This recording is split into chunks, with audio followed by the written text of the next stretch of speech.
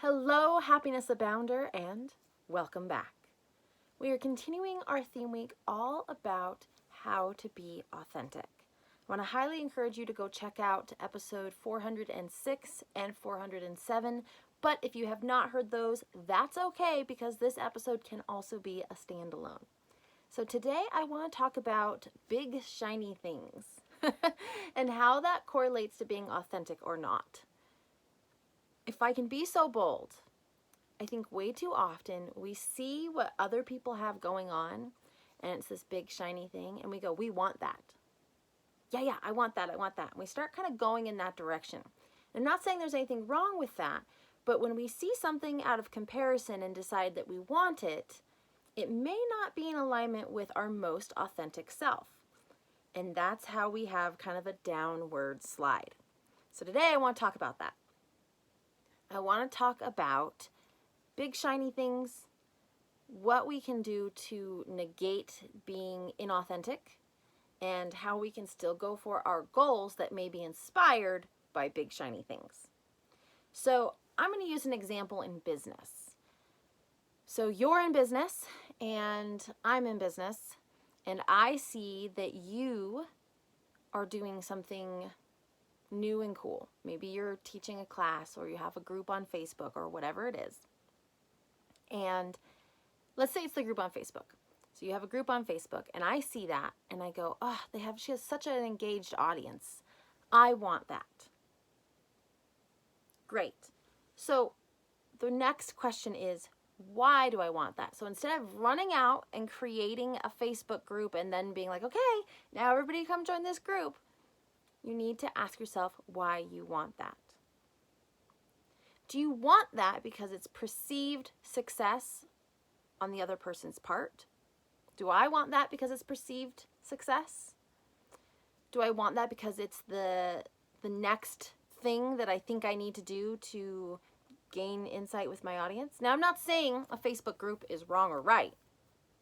That's not the point here.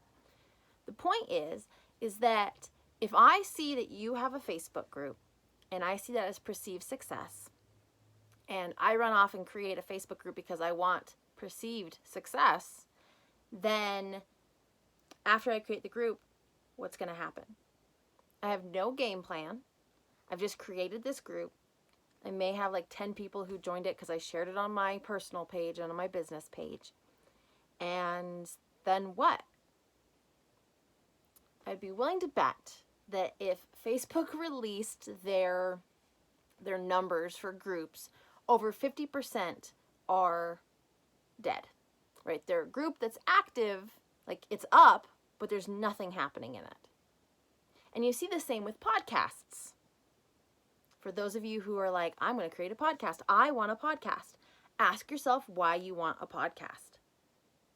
Because most podcasts, and this is statistically correct, most podcasts don't go past 6 episodes. And over 50% of the podcasts listed on Apple Podcasts are dead. Like they're not active. They're not producing new content.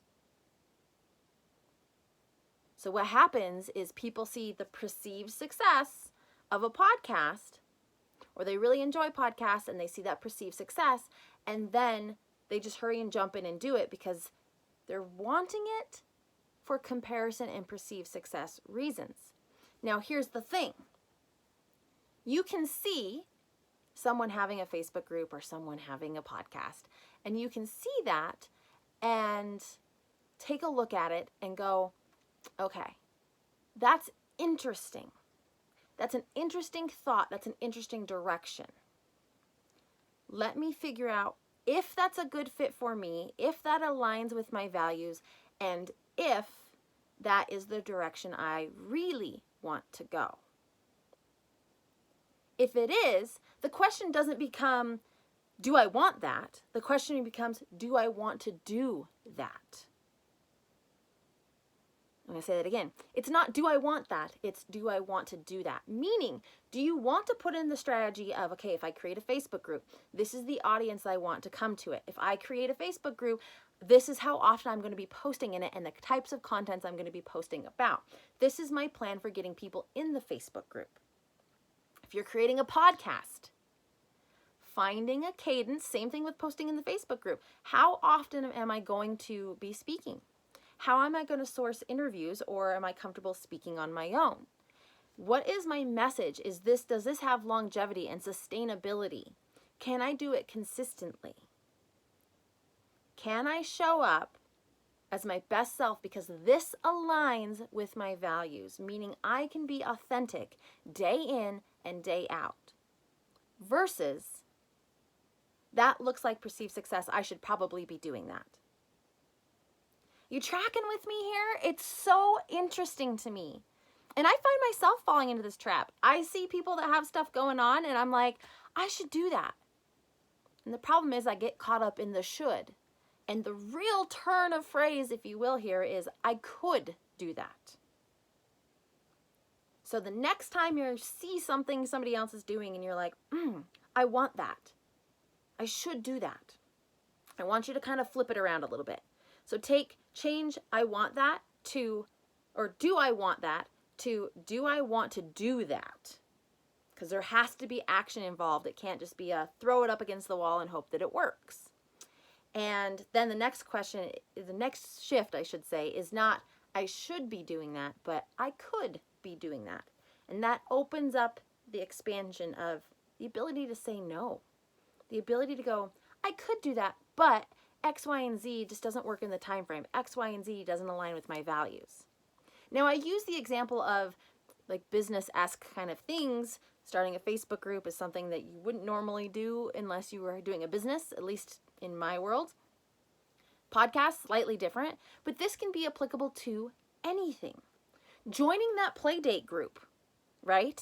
Joining that girls' night. Is it something you feel you should do and that because you want it because everyone else is doing it?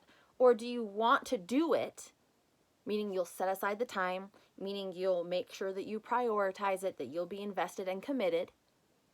You'll go in with an idea of what it looks like in alignment with your values, right? Do you want to do that or do you want it? I hope that this is making sense because this is a game changer for being authentic. Way too often, in my opinion, we jump in on something we think we should be doing, and then when it fizzles out because it's out of alignment of our most authentic selves, we beat the crap out of ourselves up for it.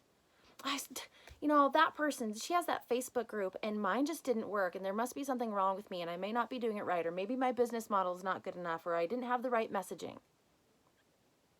We beat ourselves up about it when really in the big entirety of things, it could have just been that we weren't strategic enough about it because it wasn't fully in alignment. Now, I'm not saying that you can't see somebody with a Facebook group or somebody with a podcast or whatever it is for you. I'm not saying you can't see that and go, I think I want that. Do I want to do that? That's the next step. Don't jump to a should, jump to a could, and ask, do I want to do that versus do I want that? Because that makes all the difference. And again, you could see somebody having a podcast and go, I want that. Do I want to do that? Okay, it involves this, this, and this, and this. Does it align with my values? Yes, I could do that. And it just opens up and expands all those horizons. I'm not saying this to talk yourself out of doing something and seeing something you want. I'm saying it to strategically align yourself with your most authentic self and your values. So whether it's a decision of something you want in your business, in your relationships, plural, your partner, your children, the community, friends, family, etc. But business, relationships. And sometimes this is how you can be most authentic to yourself, knowing that you're making the right choices for you. So I'm going to end it there today, but I hope that this episode resonated with you. If it did, and you think someone else could also benefit from it, please share it with them and be sure to rate, review, and subscribe on your listening platform of choice. It makes a big difference in helping other people join our community and discover that they too are capable of happiness abound. So that said, have a wonderful day.